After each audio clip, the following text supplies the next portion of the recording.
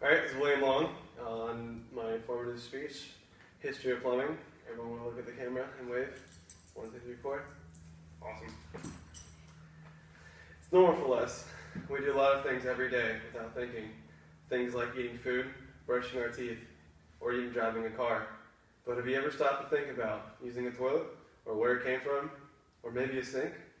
I know I honestly don't think about these things every time I use the bathroom. Maybe if you hear about the origins of modern-day plumbing, you may be a little more appreciative of these common devices we use every day. The history of modern-day plumbing has most certainly come a long way. The first records of plumbing are insane to think about today. Trial and error have definitely played a crucial role in today's plumbing, and the names of plumbing fixtures are very interesting.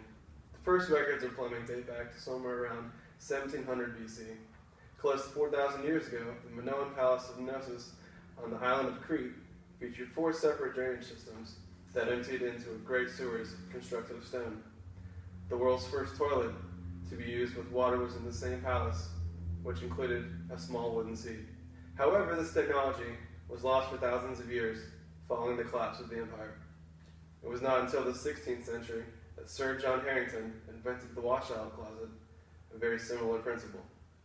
Although the first toilet was used thousands of years ago, the first sink didn't come about until the 18th century. Washstands, as they were called, were small tables on which they were placed on a pitcher and a deep bowl, as claimed by the Old House Journal, Volume 4. Sometimes the table had a hole with the large bowl rested into, which led to the making of dry sinks. So now we know a little about how plumbing started, but who were the geniuses to invent them? It's not like some philosopher during the Renaissance age who sat in his house most of his life and designed what we call plumbing today. No, as a matter of fact, the inventors of these fixtures were scattered about over the past several thousand years. There is a modern misconception of John Crapper inventing the first toilet.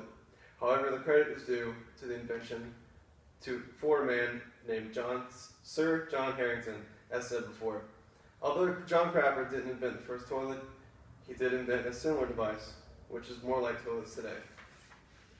3 centuries after Sir John Harington's invention, Crapper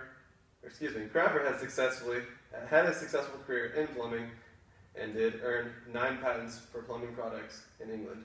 Unfortunately, none of these 9 patents granted between 1861 and 1904 were for the flushing toilet. In today's bathrooms, there is usually at least a sink to go along with the toilet. Macy Marshall invented the sink. With the help of her cat Boo Boo, the first replica came about in 1839. As time went on from the first replica, more and more features were added to the sink.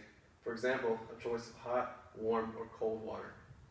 Of course, no one got plumbing right on their first try. The failed plumbing fixtures and systems throughout time helped evolve what is modern-day plumbing today. Before the invention of the sewer, people of households would throw bucketfuls of their own feces and byproducts into nearby streets or alleys.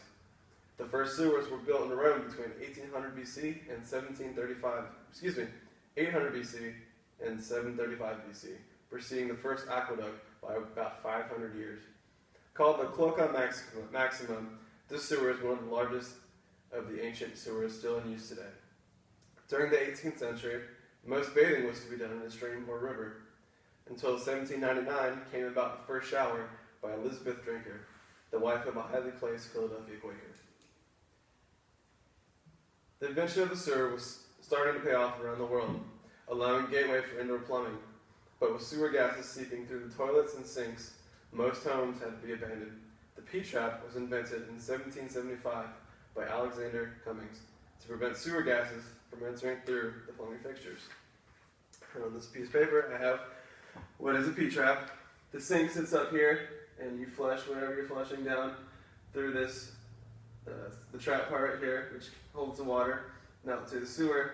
And the gases originally came through the sewer and up into the sink, but with this invention, the sewer gases come through, and they can get past the water, which prevents them from going up into the house. Running water in early America usually consisted of gravity-fed water systems using bored-out wooden logs as pipes. Settlers used ponds and streams from higher grounds to supply water to towns and such. However, we all should know that wood rots can attract insects, leaving this water unsanitary to drink for more than half the time. It wasn't until 1804 when Philadelphia earned the distinction as the first city in the world to adopt cast iron pipe for its water mains. To conclude, the first significant plumbing had a very rocky start. Many people over thousands of years took part in what is now modern day plumbing, and no one certainly got plumbing right on their first attempts. Next time you use the bathroom, maybe try and think about a toilet not just as something you use to relieve yourself with, but as a highly intricate device that took many years to perfect. Because whether or not we realize it, every time we use a restroom, we use handed down technology of many people over many years. Pretty much.